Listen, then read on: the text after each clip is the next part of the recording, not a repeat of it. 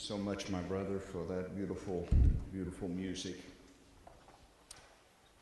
If you have your Bibles tonight, we'll be looking at the book of Proverbs, chapter 14, verse 14, and also Jeremiah, chapter 17, verses 9 and 10. I will have to apologize to the people of the Knoxville. Boy, it's hard for me to say. Where I live, it's Knoxville. But the Knoxville Church of the Nazarene, if I have preached this message at their church, I don't remember. I used to keep a diary of what I preached where. I stopped doing that because if the Lord led me to preach a message and I'd preached it there before, then it made me nervous and I'd rather not know.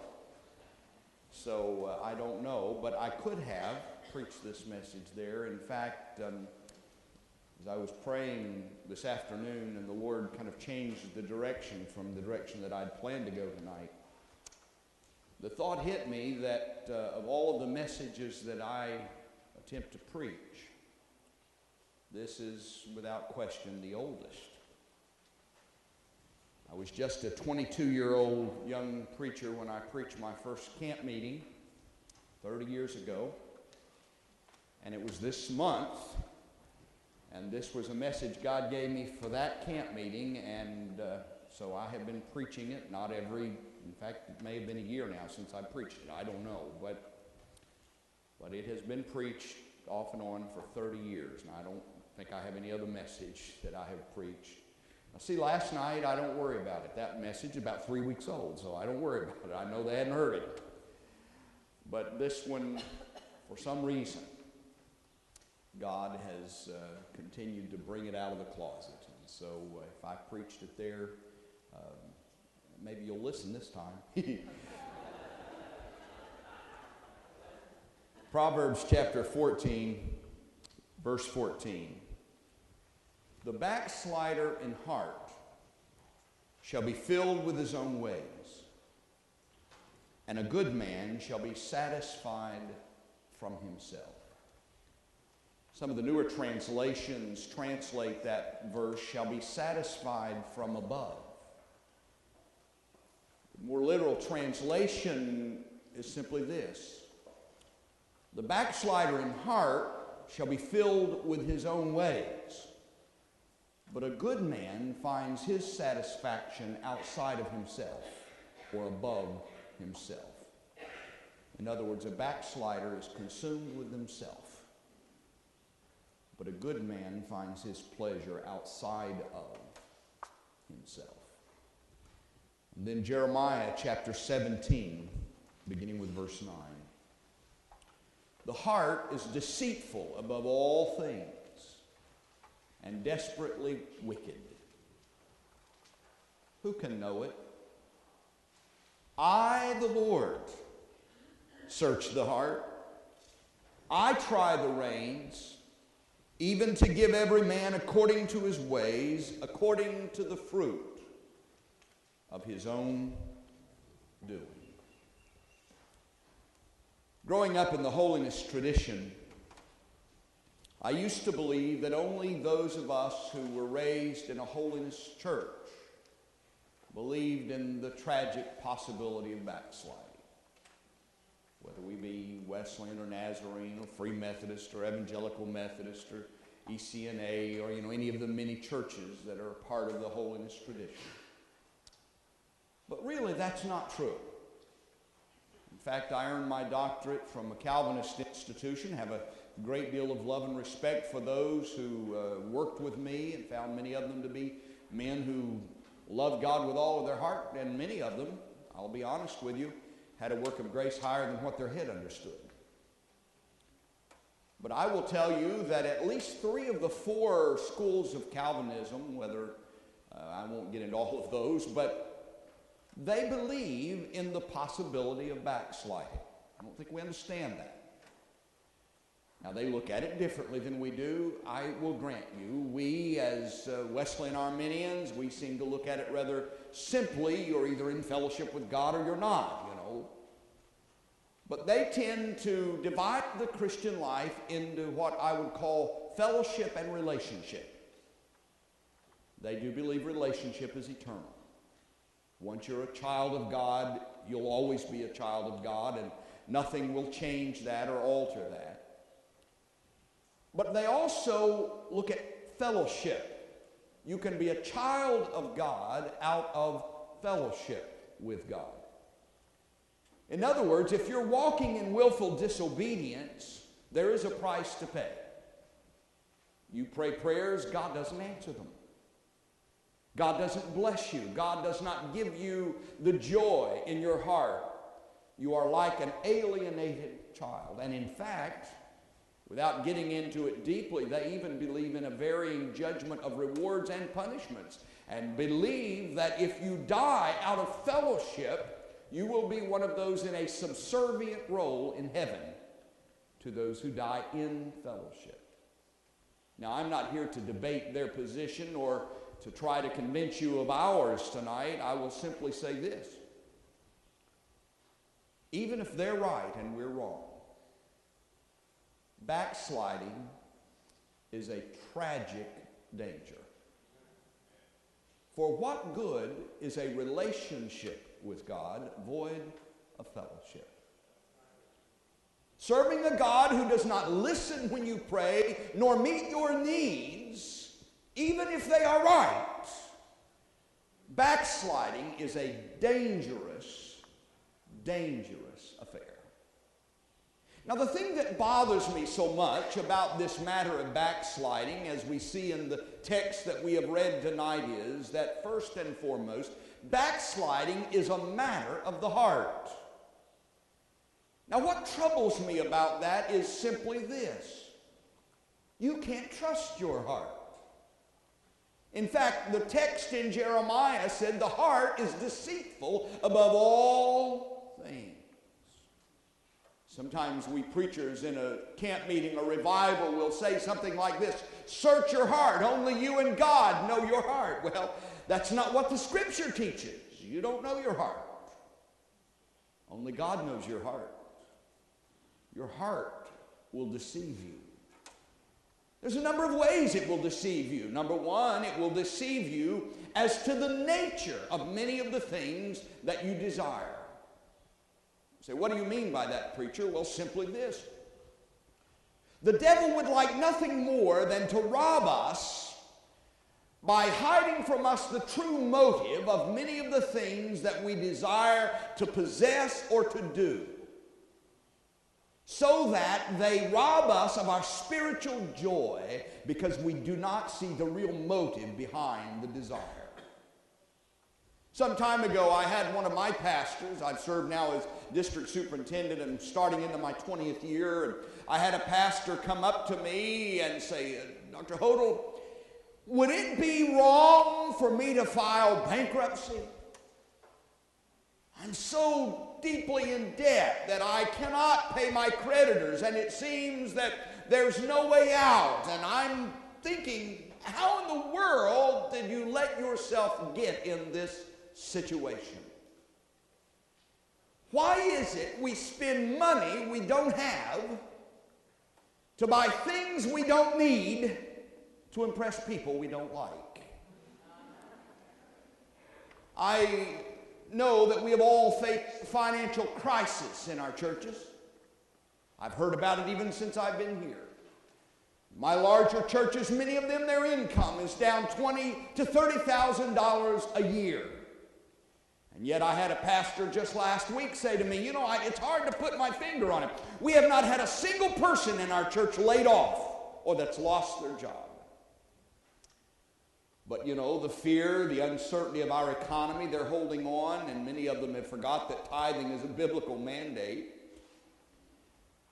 And I think many times we have lived so careless, spending more than we make, and now we're shocked into the reality that we may not have that job tomorrow, or we may not be able to keep that home tomorrow, and so it's changing and altering the way that we live somewhat. But the devil would like to hide from us the motive behind many of the things that we think we must have. Let me try to illustrate it in another way if I can. Several years ago, there was a ministerial family, a song evangelist family that I worked with often. It just seems like it runs in cycles, and you'll be teamed up in a camp meeting somewhere with a team, and people like the team, and so you just keep getting booked together with them over and over again. I don't know that I have any song evangelists like that right now, but George Hotle, who is another evangelist, for some reason, for several years now, George and I end up doing at least one or more camps together every year, and I love working with him. Ken Osborne, there have been others over the years that, you just seem to, you kind of get paired up with, and that's fine.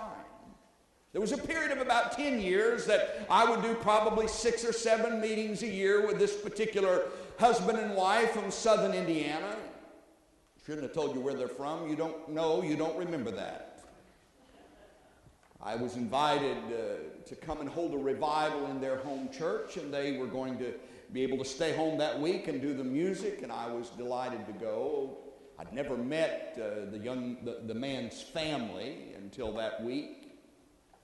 The first night, his brother came in. I did know from talking to Denny over the years that his brother was not a Christian, had not served the Lord. His wife came to church, and he would come on special occasions, and for whatever reason, he took a liking to me and came all week to the revival, but he wasn't a Christian. The first night of that revival, I got there, and he came into the church and said, "Brother Hotle, come outside. I want you to see my new Cadillac. Just got back from Indianapolis, just got it in today, and I want you to see my new Cadillac." And so I went out and looked at it. It was a beautiful car, and I made commented about it, came back in, never thought more about it. The next night, my song evangelist friend came in, said, "Brother Hotle, come on out, I want you to see my new car." And he had a brand new Cadillac that was just a little bigger and a little better than his brother's. I thought, boy, that's odd. I mean, Denny had a car that was, less than a year old. I couldn't see why he needed this new Cadillac, and especially if you want offerings in evangelism, that's not the way to get them, The next night, his brother came to me after the service and said, "Dr. Hotle, would you come over? My wife and I, we just built a new house, and we'd love for you to, see our home and have some refreshments with us." I said, "I'd be glad to." They were all farming people, little farming community, and they built a modest but a very lovely home, brick home with 4 bedrooms. And of course, they had about 8 kids, so they needed it. It was a nice home, and I complimented it. And so the next night in church, my song evangelist friend comes to me after the service and said, "Marlon," said, "it's been a while since you've been to our house. Said, we've got a new home. Said, why don't you come and see our new home tonight?" I thought, well, that's strange. The home he had was like 4 bedrooms, and him and his wife couldn't have kids. I thought, what do you need a new home for? But sure enough, when I got there, it was like a 6-bedroom home, bigger, and had more. It was just extravagant. I'm thinking, now what in the world? You have no kids, you're not going to have any kids. What in the world do you want to make your wife clean a house this big? Before that week was over, I began to see a pattern. And so I asked the pastor about it on Saturday. I said, I'm beginning to sense something here. I said, there's a real spirit of competition between these 2 brothers. He said, oh, you can't imagine. He said, last year at homecoming, we had a pitch-in dinner out on the grounds, and he said the one who's not a Christian said, I think I'm still spry enough and young enough that I could jump that barbed wire fence and clear it. Of course, he was about 6'2" or 3", so I don't know why it would have been all that hard. But his brother, who's the song evangelist, said, if you can do it, I know I can do it. He said, the one who isn't a Christian, he made it just fine. He said, then he ripped his pants out from one end to the other. He said, it was rather embarrassing. But he said, Brother Hotle, I'm convinced that the reason his brother isn't a Christian is that spirit of competition that has divided these 2 brothers for years. Now, I know my friend well enough that if I went up to him and said, I think I know why you bought that new car, why you had to have a new Cadillac. It's because your brother yesterday bought a new Cadillac. he would recoil and say, no, Brother Hotle, that's not the case. I've always admired that car. I've always wanted a car like that, and, I doubt he sees it. But everybody else sees it. You see, there are many things that the devil would love to deceive us about, things we may want to do, places we may want to go, things we may want to possess, and the devil would like nothing more than to get you in bondage to them until you're not free to obey God. Your heart will deceive you as to the nature of things. Not only will it deceive you as to the nature of things, but it will deceive you as to the tendency of things. Again, there are some things I do not do and some places I do not go, not because they're wrong or sinful in and of themselves, but because I have discovered they have a tendency to rob me spiritually. Do you understand what I'm talking about? I was elected DS 19 years ago. At that time, I was serving as the academic dean at one of the Holiness colleges. I'd been there for 6 years. The wonderful school just celebrated the 150th anniversary for their academy, 100th anniversary for the college a few weeks ago. And one thing I discovered about ministerial students is they hate getting their money's worth. You say, what in the world do you mean by that? Well, for some reason, every semester, those young men would try to find a new controversy so that they could get their professor sidetracked. You'd start class and some smart aleck would raise his hand and ask you some off-the-wall question so that he could get you off in left field so he didn't have to study. And we had a professor there they could do it pretty well with. I mean, they always got him going, and I don't think he ever made it through the syllabus in any semester. I always tried to stay above that fracas, I would just get in class and we'd have prayer and then, man, I'd just start hitting it, and I tried to stay out of it, but I don't know how it happened. But this particular semester, the big thing on campus that was rocking them was, is it a sin to eat at Pizza Hut? Now, you may laugh, but think about it a moment. I don't know what it's like in Iowa, but what do they serve at Pizza Hut other than pizza? Alcohol. The real question was, is it wrong if we're preparing for the minister, if we're a Christian, to go in and eat in an establishment that sells alcohol? And so this was rocking the campus, and I'd stayed out of it, I'd stayed above it. But one day I'm teaching away, and some student raises his hand, and without thinking I called on him, and he said, Dr. Hotle, you haven't weighed in yet. Is it a sin to eat at Pizza Hut? I kind of teasingly said, well, that's easy. It's a sin to eat pizza. Never did like pizza. It's hard on a diabetic. And I never could understand why anybody would want to eat anything that looked like cat puke on bread. I just don't. I'm a Southern boy. Give me meat and taters any day. I don't like pizza. But really, after I'd said that and they'd calmed down, I said, no, honestly, I know what the issue is. And I said, let me say something. I hope you'll understand. I said, as a matter of principle, frankly, I try to avoid eating in places that serve alcohol because I don't like to cause them to profit. But holding revivals as I do in camp, sometimes, in fact, I was at a camp meeting not too long ago, and the camp president, who I admire greatly, didn't ask me, we just went to a Pizza Hut and with some other ministers, and they ordered a pizza. Now, I have never said to them when we pulled up, I'm not going in there, I said, now, I'm going to tell you something.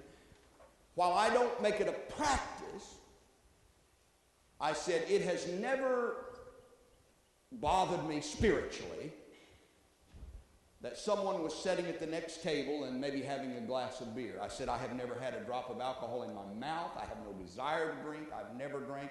And so quite honestly, there's no temptation in that to me at all. But I said, I'll tell you this. If I had been an alcoholic, you wouldn't get me within 50 yards of that place. You understanding the principle of what I'm saying? I still try to avoid it. But if it was a weakness to me, if there was something in me that was drawn, then I would stay as far away from that thing as I possibly could. I'm going to go a step further. I may not even get through with this message, or I may just preach all night, and you're going to have to stay here. It's been now about 18 years ago, and I had a member of our church, well, he wasn't a member, but his family was, in the church I'd pastored in Indiana while working at the school, and he had been in a plane crash in Charlotte, North Carolina, and been one of only 13 survivors, and to make a long story short, overnight he became a millionaire. And he came down and spent a week with us, and it was a rather strange week. I mean, for a week, this man took us out every day and just bought us everything we wanted. At the end of the week, he gave me a check that ended up being the down payment on my house, and it was a nice, it was a very awkward week, but a very nice week. Now, mind you, we never had been TV people, really. We had just a little television, but I live in the mountains, and mountains do strange things to television signals. I mean, I only live 14 miles out of Knoxville, but I can get one channel with the antenna on the roof because the waves, they bounce every which way. That's all I needed then. But one day we're sitting there in the living room, and he pulls up, our truck pulls up, and unloads a 52-inch home theater into my family room. I didn't buy it. Well, I tell you what, I quickly decided that it was not much fun watching one channel on a 52-inch screen. And so I did the only thing that I, knew to do. I went out and ordered cable. Just the basic package, just the limited, just not all the fancy stuff, just the basic package so I could take advantage of this 52-inch gift and watch ball games at least. Everything went fine for a while. But one day I came in and I'm flipping through the channels, and all of a sudden it doesn't stop with the 17 channels that we got, and there was HBO, and there was Showtime, and there was Cinemax, and I thought, what in the world is going on here?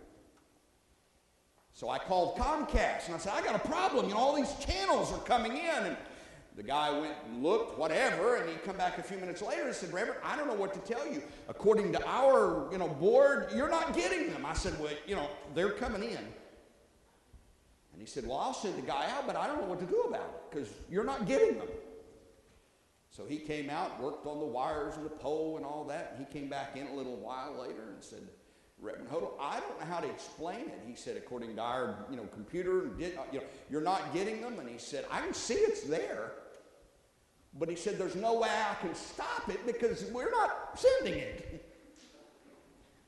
So he said, there's just nothing I can do about it. I said, oh, yes, there is. I said, you can disconnect the thing. And for about a year and a half, until Sky Angel came along at that point, I had a 52-inch home theater that all we could do is watch Disney movies or whatever, the old movies on. You say, well, now, preacher, wait a minute. You can program that thing, where you didn't have to have the channels, you can program I know that, but I also know the way the devil works. See, I live on the road about 35 weeks a year. Sometimes when I have driven all night to get home, and you get in home at 3 o'clock in the morning, and you're wide awake. And so sometimes my wife, she's sawing logs, and I'm wide awake, and so I might go in and, turn on something or whatever and just try to unwind. And I did not want some night just to be casually flipping through and something come on that would alienate or would be contrary to my principles. And it doesn't take long, just a few moments. And I said, no, I'm not going to take the chance. And I want my children to see there's a principle involved here. You know what bothers me, friends? Many of you are old enough to remember when I was growing up, many of the holiness evangelists that graced this pulpit preached against television. Now, I'm not preaching against television tonight, but what bothers me is we've gone from that extreme to the point where I stay in homes or visit homes and they're watching things and talking about movies that they have no business watching and movies they have no business knowing about. But the devil has a way, you see, of dulling our sensibilities until it's not long, until we're totally oblivious to what's going on and the filth that we're putting into our heart and into our soul and into our mind. Now, come on, it's good preaching whether you like it or not. Your heart will deceive you in that it will hide from you the tendency of many of the things that you desire to do. There's a third way it will deceive you. Your heart will deceive you as to the evil that it is capable of doing. I have had the privilege, as I've said, of serving superintendent now for a number of years, and for the most part I love it. I have enjoyed working with pastors. I have enjoyed my responsibilities. And honestly, with the exception of 1 year, I don't think I've had a year I did not enjoy. And in all those years, I only had 1 year where I had a moral failure to deal with. But in that year, I had 3 of them in an 8-week period. I mean, that was one of the most devastating summers that I went through. When the first man called me and confessed, I went, dealt with it, and we worked to try to, to put his marriage back together. Of course, we removed him, but I tried to work through it. And I'll be honest, the first one, God really helped me to have a spirit of sensitivity and concern. But by the time the second one called me, my sensibilities were beginning to get frustrated. I mean, after all, this is the second church, and it was after conference that I was going to have to fill and try to pick up the broken pieces. And by the time the third one called me, if I could have hung him upside down and threw darts at him, I think I would have. I mean, I was really getting frustrated by this point. And I remember one day I was kind of complaining to God and really talking about how mean and vile and despicable these men were to do this to me. And the Lord just kind of whispered to me and said, "Son, these men are not necessarily evil men or men that are twisted. They all started out as good men. All of them were Bible school graduates. All of them at one time had loved the Lord with all their heart." He said, "None of them set out to cause you grief and break your heart. In fact, as it often goes, all 3 of them happened. 2 of them started in the counseling chamber. And the third one started while the lady was not a part of the church. Her family was, and she had been abused and beaten by her husband, and the pastor and his family tried to help, and the devil, you know what happened? These men never set out to break their wives' hearts, but they began to let little things be said. And probably in the beginning said, "I know my boundaries." They let their ego be fed. Little words were said and little compliments given, and they just kind of, "Oh, but I know my boundaries." But you begin to feed that, and it's not long until one step after another it leads you until, I will say this for the men, 2 of the 3 confessed without ever getting caught, because they woke up to the fact, "Oh my God, what have I done?" But you see, that's the way the devil works. I preached this message several years ago now, one of the earliest times that I had been at Union Bible College, or at Kentucky Mountain Bible College to preach in one of their convocations. And I shared the illustration that night along this point about my Uncle Don. My mother was raised in a family of 5 siblings, had 2 brothers. Holiness family, my Holiness roots on my mother's side go back even as far or farther than they do on my father's side. Little group in the mountains of East Tennessee called the Free Holiness Church. Group that came, we believe, out of the Quakers, because they don't believe in membership. They don't, kind of a unique form. They don't vote on anything. They talk it to death, and then the leader says, "I sense the mind of the body is this," and that's what they do.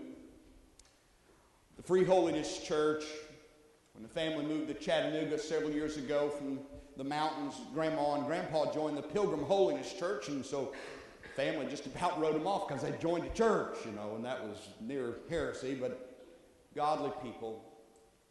But my mother's brother, that's a year apart from her Uncle Don, was one of those that got saved as just a tender boy.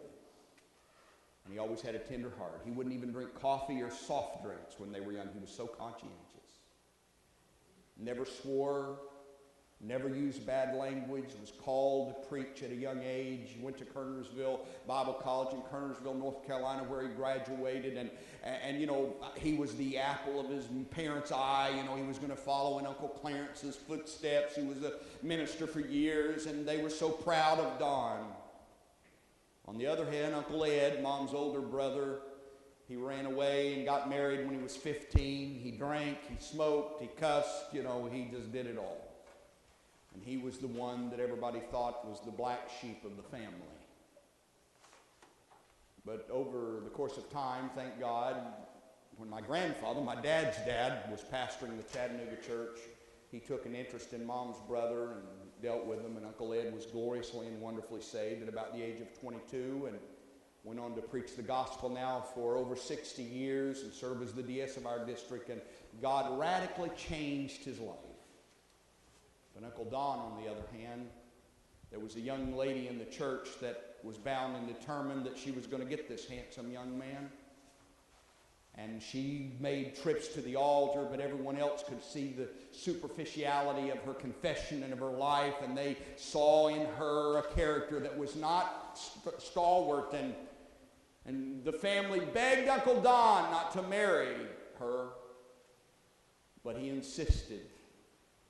Now, he served God, and for several years was even in the ministry. But she did not support him, and in fact, for several years, the last several years he was in the ministry, wouldn't even go to church with him. Finally, it began to weigh on him. I didn't know Uncle Don like that. By the time I knew Uncle Don could not stay sober.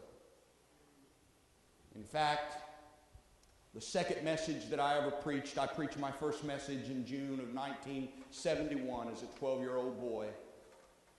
3 weeks later, I was invited to preach at his own meeting in the state of Georgia. We were there visiting, and my uncle heard that his nephew was going to preach, and he came that night, the only time Uncle Don ever heard me preach.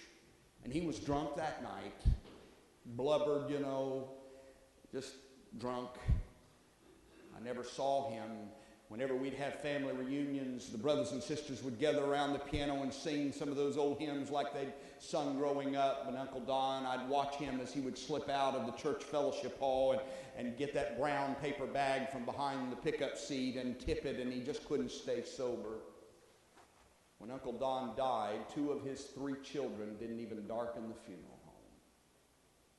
A life that was wasted. A life. I brought up KMBC because I shared that illustration that night, and Dr. Andres, his granddaughter, sings, I think in the trio that'll be here this week, was teaching there at that time, former missionary.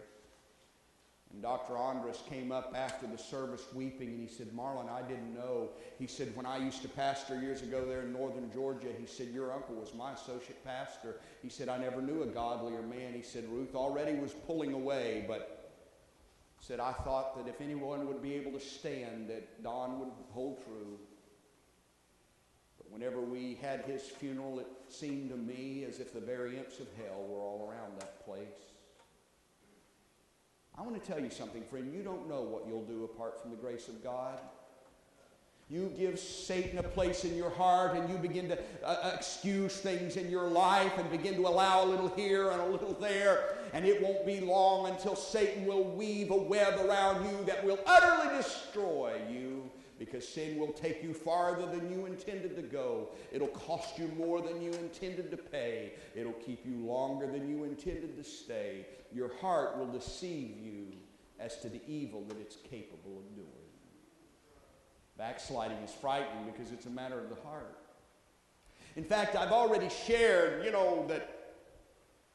that only God knows your heart, how true it is. In fact, let's look at the rest of that verse, because Jeremiah describes 2 problems with the heart. Not only is it deceitful, but he says it's desperately wicked. Now, it's interesting. The word that is translated there as wicked is the Hebrew word that means gangrene. In fact, some of the old translations, I think if I'm not mistaken, Wycliffe uses this translation: the heart is mortally sick. The heart is diseased. Now, Albert Barnes, I know that Barnes was a Congregationalist, Presbyterian, didn't have our background, and yet he does a wonderful job in dealing with many of the holiness passages. As I was preparing this message 30 years ago, I remember I went to Albert Barnes in Barnes' notes. I wondered what he would say about this passage, and he made this observation. He said, Calvary takes care of the disease of the soul, but nothing short of death changes the tendency of the heart to deceive us. Now, my first reaction as a holiness person was to say, Barnes, you don't know what you're talking about. But now stay with me a second, all right? Barnes went on to write, he wasn't saying that the heart is deceitful in the sense that the heart of a saved person, a person who's filled with the Holy Spirit, that he's a liar. But he said the heart tends to justify itself and excuse its own activity. And the more I think about that, the more I'm afraid that Barnes may be right. So what do you mean by that, preacher? Well, I don't know about you. I know when I was sanctified. I know where I am in my relationship with the Lord, but can I tell you, God still has to deal with me sometimes. I mean, I'll say something too quick to my wife, just respond in a way, and the Lord will just, there it is, boy. I got to deal with it. But can I tell you, I know better. But whenever God does that, what is our first response? My first response is always, now, Lord, I didn't mean it that way. Come on. Not one time has my heart ever jumped up and said, yeah, that's me. Right? Begins to try to excuse itself. I didn't mean it that way. I didn't feel that way. Why, Lord, that's not carnal, that's nerve. You know how we are. Now, because we are walking in grace and light, we have to quickly catch ourselves and say, Lord, you know all things. You know my heart. But I'm going to tell you something, friend. Your heart will deceive you. And even if you are a child of God, you'd better be careful about trusting your heart. In fact, listen again to the fullness of that 9th verse. The heart is deceitful above all things and desperately wicked or mortally sick. Who can know it? Now, he answers it in verse 10, and he doesn't say, you can know it. He said, I, the Lord. I'm the one that knows the heart. I'm the one that tries the reins to give to every man according to his word. See, David had to learn this lesson. David does not write to us, search your heart. But he cries out instead, search me, O God, and know my heart. You try me and know my thoughts and see if there be any wicked way in me. Why? Because David had learned the hard way that your heart will find a way to justify anything you want to do, anything you want to have. Come on. And you can be blinded to your spiritual condition until it's almost or is too late. I say David learned that. I used to think David had to be one of the dumbest guys that ever lived. You remember after David had committed his sin with Bathsheba? Now, I don't know how he did it, but I am convinced that David had so rationalized that sin that he felt no guilt whatsoever. I really believe that. No, I don't know how he did it. It may have been something like this one. Now, Lord, there was nothing wrong with me being on the roof of my house, and she was over there I didn't mean to look, but once I looked, I didn't go too far, but I'm the king. And Lord, while I did sin, I did do something that wasn't right. I tried to make it right. I tried to bring Uriah back from the field, and tried to make it right so it didn't cause embarrassment for the poor lady. Of course, that didn't work out. And you say, well, yeah, he sent Uriah to the front line. How would he justify that? Well, if you go back and read, you'll find that Uriah was one of the 7 mighty men of Israel. In other words, he was a war hero. He wasn't just an ordinary fighting man. And if David's not going to be out on the front lines like he belongs, probably as king, he thought, I want to send one of the mighty men to the front, right? I mean, he just found a way. I don't know how he did it, but I'm convinced that he had so rationalized it, he felt no guilt. You say, well, preacher, what makes you say that? Well, do you remember when Nathan came to confront him?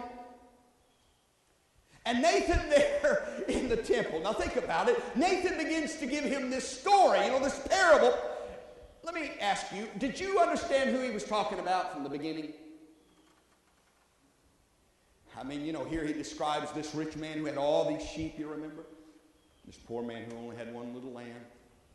Company comes, and the rich man, he doesn't want to have to sacrifice one of his sheep, So he goes over, and you remember the story, don't you? And old David, boy, he's listening to the prophet intently, and he's getting angrier and angrier. I mean, I'm thinking, duh, what's the matter with you, man? He's talking about you. David, he feels no guilt whatsoever. I mean, he's getting angry. He jumps up and said, where is this man? We'll kill him. And Nathan points that bony finger in his face and says, thou art the man. And all of a sudden, the walls come tumbling down. Come on. See, David had so rationalized until he's able to sit in the presence of the prophet and feel no guilt until God takes the blinders off and lets him see himself as he really is. I was not a superintendent very long. We had a young lady who worked at Southern Wesleyan University, powerful speaker.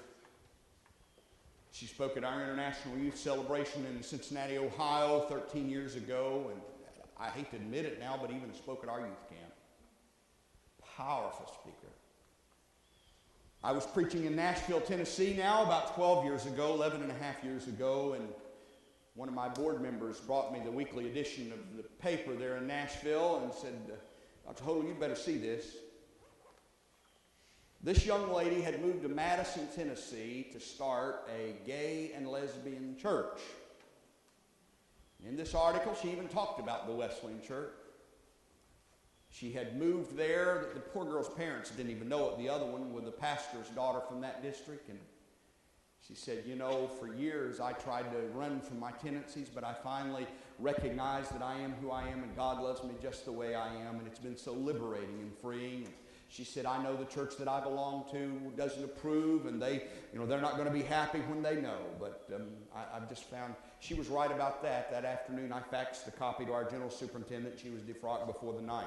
But I remember reading this long article, and the first thought that went through my mind was, she knows better than this. And the Holy Spirit whispered to me and said, son, she believes everything she says. And it hit me, oh my God. Your heart, friend, will justify anything you want to do. I wish I had time. I could tell you stories of people that have come to the altar and prayed about things they had no business praying about because they knew the express will of God. Marriages they had no business praying about. Come on. And I've even had them stand and say, God told me it was all right. You say, well, God wouldn't do that. Well, he told Balaam, you remember. It was all right. Go on, Balaam. You want to go with Balaam? Go. Because Balaam prayed a second prayer he should have never prayed. The first time he prayed, God said, don't you dare go. But Balaam went back to God a second time because he wanted things. And this time, God said, go. But if God hadn't given a donkey the gift of tongues, Balaam would have been killed in the past. Come on. And you know what he would have been killed doing? What God told him he could do. Listen, God has expressed himself, friend.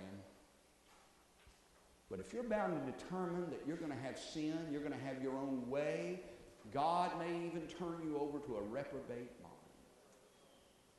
Fortunately for David, God woke him. But listen to me, friends. Just because you don't feel guilt is no indication you're where you need to be with God. Somebody say, well, preacher, this is frightening. You mean I can backslide and not be aware of it? Well, for a while, yes. You say, well, how can I recognize it? I don't want to be in that. How can I recognize it? Well, let me just suggest a couple of things. One is a lack of desire for the ordinances of God.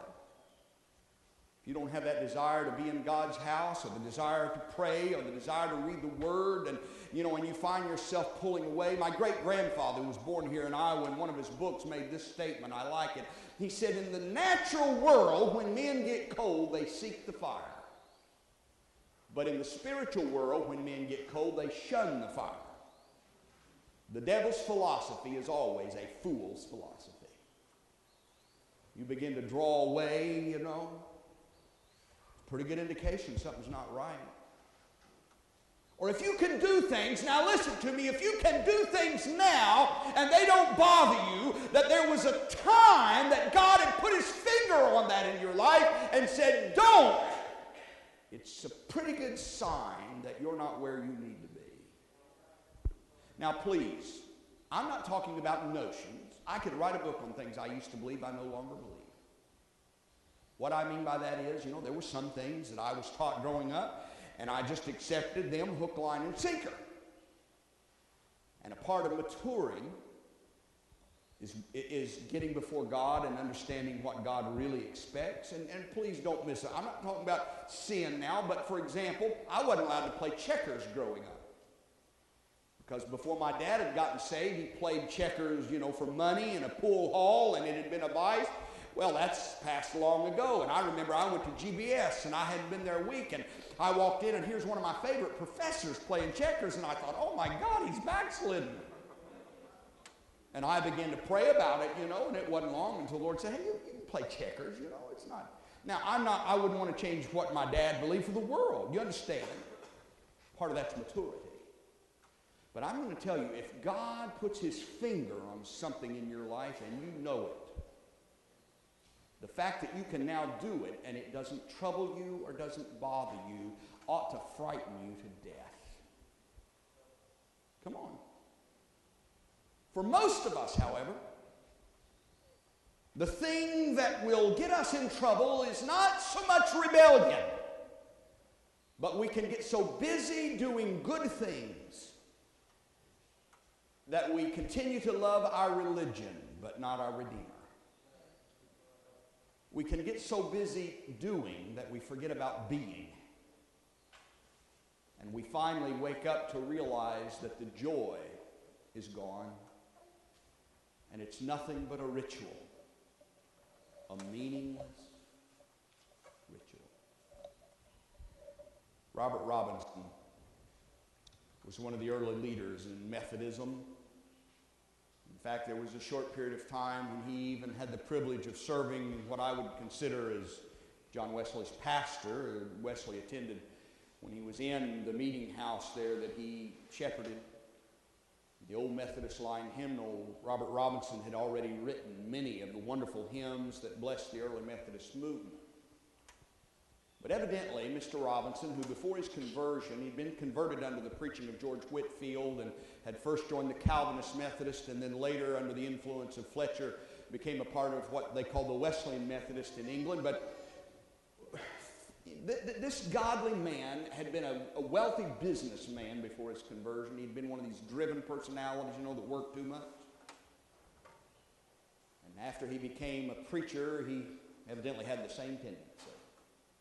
Poured himself into the ministry and doing and working and winning. And he was preparing to lead the society there one Sunday afternoon. And he was in his little study, and he said, as I tried to get the mind of the Lord, I realized that I no longer enjoyed what I was doing. I no longer loved the church. I no longer loved the people. In fact, I wasn't even sure I loved the Lord. It had all become just habit, and all joy was gone. Robinson said, I stood up and closed the Bible, and I went and told the steward, you're going to have to get someone else for the meeting, and he walked away. And sadly, was soon all but forgotten. He went back into business, And again, he was prospering in business. He was becoming again quite wealthy. One day he was on his way back to Bristol on a public carriage. And sitting across from him in that public carriage was a little lady, a little wash lady, that had recently been converted in one of those Methodist meetings. And she had purchased or had been given her first copy of that old Lyme Methodist hymnal. Just the words and the title of a tune, no melody, you know. And she's reading through it page after page, and she comes to one particular hymn, and it just so moves her and so touches her heart. She begins to weep, and she turns to this stranger that's sitting across from her and said, "Sir, read this and tell me what you think of it." Robertson politely took the hymnal and began to read these words. "Come, thou fount of every blessing, tune my heart to sing thy praise or grace. Streams of mercy never ceasing, call for songs of loudest praise. Teach me some melodious sonnet sung by flaming tongues above. Praise the mount, I'm fixed upon it, mount of thy redeeming love." He dropped to that third verse, a little differently worded then than now. He began to read these words. "Oh, to grace, how great a debtor. Daily I'm constrained to be. Let thy goodness like a fetter bind my wondering heart to thee. Prone to wonder, God, I fear it. Prone to leave the God I love. Here's my heart. Oh, take and seal it to thy throne above." Tears streaming down his cheeks. Mr. Robinson hands that hymnal back to the little lady and says, "Ma'am, I wrote that hymn, but now I'm lost." And she said, "Sir, oh sir, the fount is still flowing." And Robert Robinson, with a lady who he did not know kneeling by his side, knelt there in that public carriage and wept his way back to the foot of the cross. And God restored him, and according to some of the early writers, God used him in a fourfold manner, in a greater manner. And he went on to write several more songs that would bless early Methodism. But he discovered the hard way that we can get so busy doing that we allow the joy to be robbed from our heart. You say, "Well, preacher, how can we keep that from happening?" Learn the lesson David learned. See, your heart will deceive you, but can I make you a promise? God will not. See, this is why in the early holiness movement we saw the importance of having revivals in the spring and the fall and camp meetings in the summer. You know that they were not primarily for the lost, though they did reach many of them. But our early forefathers recognized that the child of God periodically needs to cry, "Search me, O God. Don't let me just listen to my heart. You know my heart. You know my thoughts. You know where I am, and can I tell you, your heart may deceive you, but he never will. He will be faithful to you. If you really want to see yourself as he sees you, he will be faithful. He will show you what he sees, and then whisper to you, as it were, the fount is still open. The fount is still open. Listen. Lord, we ask right now that you would walk among us. And oh God, will you search our hearts? And as you begin to reveal to us where we are, don't let us fall into that trap of saying, "Oh no, I didn't mean it that way. I didn't feel that way. You know, that's not what it seems." But oh, may we realize that God, the Holy Spirit, knows exactly who we are and what we are.